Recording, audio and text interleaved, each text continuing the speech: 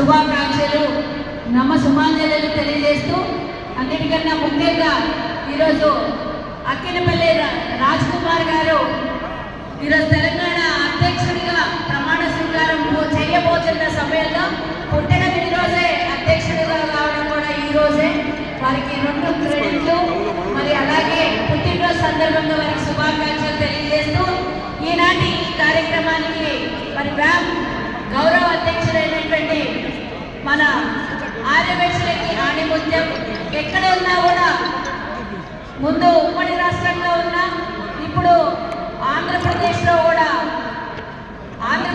ఉన్నా కూడా భారతదేశంలో ఎక్కడ వైశ్యాస్ ఉన్నా వారి సహాయ సహకారం పొందని వాళ్ళు లేరనడానికి అతిశయోక్తి లేదు.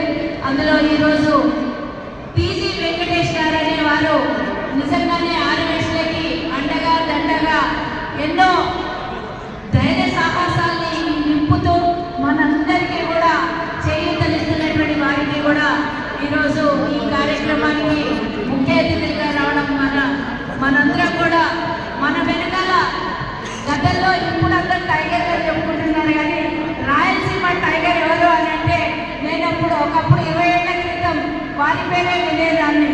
నాకు ఒక వైశ్యుడిగా రాయలసీమ టైగర్గా పేరు పొందినటువంటి టీజీ వెంకటేష్ గారిని చూసినప్పుడల్లా అనిపించేది ఇంత మంచి పేరు అంటే ఒక వైశ్యుడిగా పుట్టి అంటే అందరు వ్యాపారంలో ఉంటారు, మెత్తగా ఉంటారు. వైశ్యులు అంటే చాలా సమన్వయం పాటిస్తారు, క్రమశిక్షణతో ఉంటారు, వయస్సులు అని చెప్పుకునేటటువంటి మన ఆర్యవైశ్యుల్లో మన టీజీ గారు రాయలసీమ టైగర్ అని విన్నప్పుడు నాకు ఒక రకమైనటువంటి ఆనందం కలిగింది.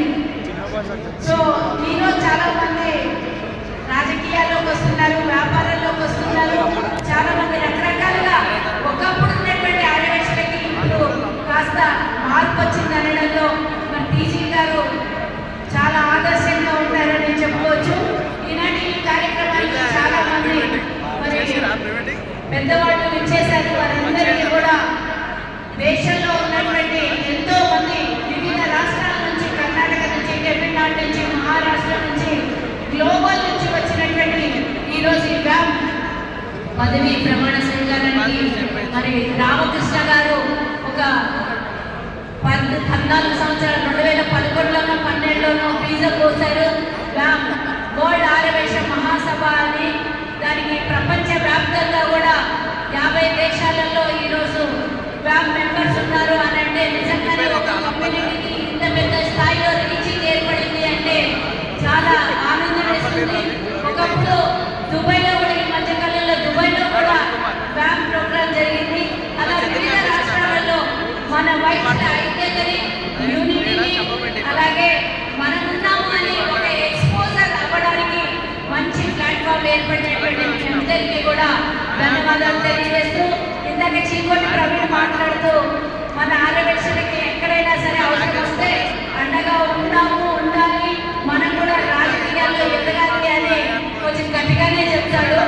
కానీ ఇప్పుడు మన ఆర్యవైశ్యులు నిజంగానే కాస్త భయం వదిలేసి మేము కూడా రాజకీయాల్లోకి రావాలనుకుంటున్నారు. కానీ నిజంగా రాజకీయ నాయకులు మనల్ని మోసం చేయట్లేదు, మనల్ని మనమే మోసం చేసుకుంటున్నాం. నిజంగా చెప్పాలి, ఒక్కోరు ఎదుగుతుంటే ఇంకోరు కాల్పట్టు లాగుతారు. అది బంద్ చేస్తే తప్పకుండా అవతల పార్టీల వాళ్ళు మనం నిజంగా రికగ్నైజ్ చేస్తారు. ఒకరికి ఎవరికైనా టికెట్ వస్తుందంటే మన వాళ్ళే 20 మంది వెనక్కి బట్టి లాగుతారు. కాబట్టి అది మానుకుంటే తప్పకుండా చీకోటి ప్రవీణ్ అన్నట్టు మన ఆర్యవైశ్యులు రాజకీయాల్లో సాధించే అవకాశాలు చాలా ఉన్నాయి. దయచేసి వచ్చే ఏ ఎన్నికల్లోనైనా అవకాశం ఉన్నవాడు ముందుకు రావాలని, మా లాంటి వాళ్ళము ఎదుగుతుంటే మీలాంటి వాటి పక్కన ఇంకో నలుగురు ఉంటే, నలుగురు తోడైతే చాలా చక్కగా ఉంటుందని నేను కోరుకుంటున్నాను. మరి ఈ సందర్భంగా నేను ఒక